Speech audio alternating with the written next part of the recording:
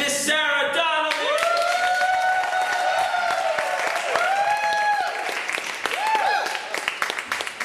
Hi everyone. How are you guys doing?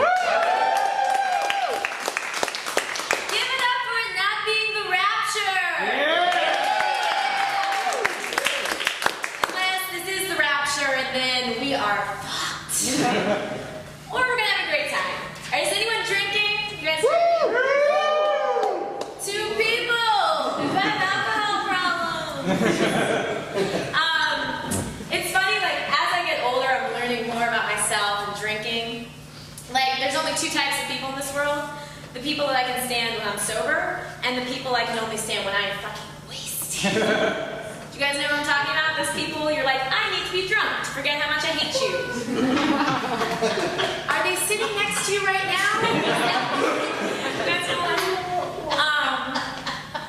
It's really hitting home.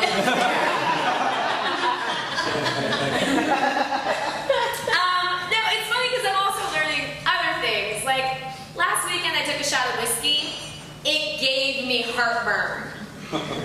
I got heartburn from a shot of whiskey. I was like, okay, great. Thank you, gods of whiskey. Now I have one more reason to not drink whiskey, which I'm going to ignore.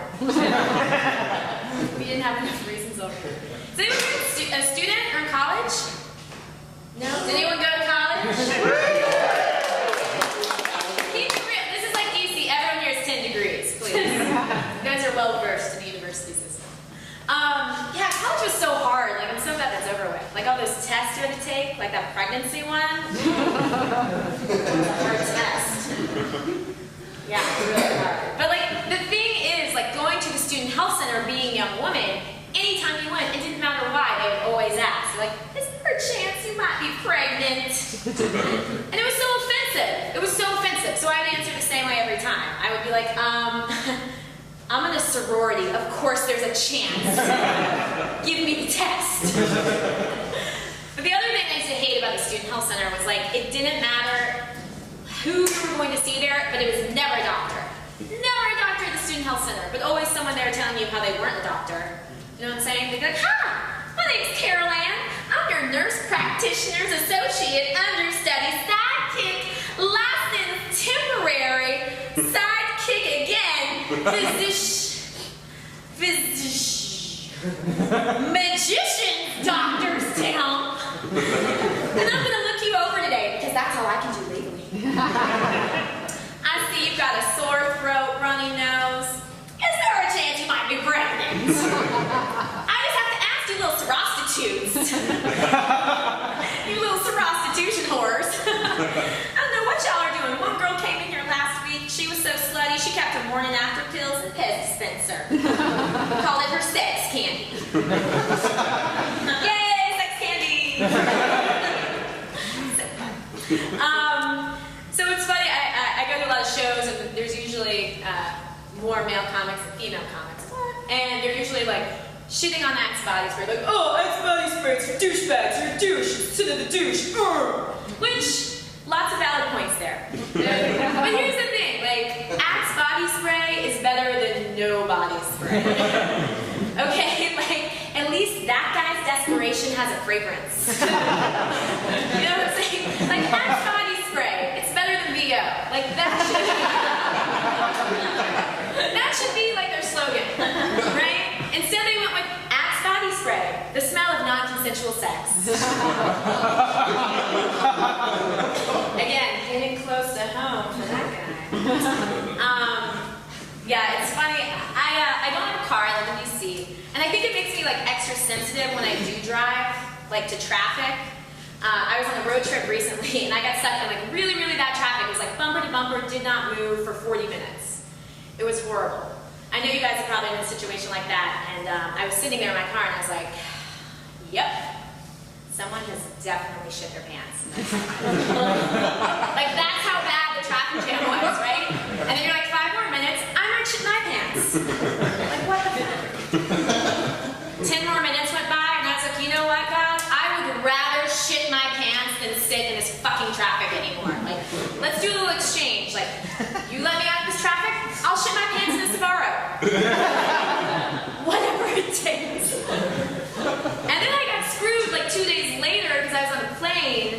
And I got stuck in the middle seat, which sucks. But it wasn't so bad because next to me was one of those really big, squishy, warm, what are they called? Fat people. I had a fat person sitting next to me. And like, some people are like, oh, like you're squished, you know, middle seat, fat guy. I was like, no, it was amazing. It was the best flight I've ever had. Let me ask you a question. What's like the average temperature of a commercial airline? Do you guys know? 40 degrees. It's like 40 degrees. Yes, it's like the coldest place on the face of the earth. They do it like on purpose, I feel like. What is the average temperature of your average red-blooded American obese person? 40,000 degrees centigrade. They're the hottest people ever. Like I saw a fat guy sweating in a pool once. Like that is the amount of heat. Like literally the nuclear meltdown in Japan, just a fat guy eating a Hot Pocket burning the roof of his mouth. But like, so this guy, he was really big, you know? Like, he was kind of spilling over into my area, and I was like, you know what, look, you can't stay within the boundaries, I don't have any boundaries, let's do this. And I just coasted on up to him, and then I made one of those inflatable neck pillows with his arm fat. It was awesome. It was great. Thank you, Carl from Omaha. Yay. So I have a secret I want to share with you guys. I love Jews. I love the Jews. Do we have any Jews here? None? Okay, there's some backstage. I love you guys. I know it might come as a shocker, but I'm not Jewish. I know.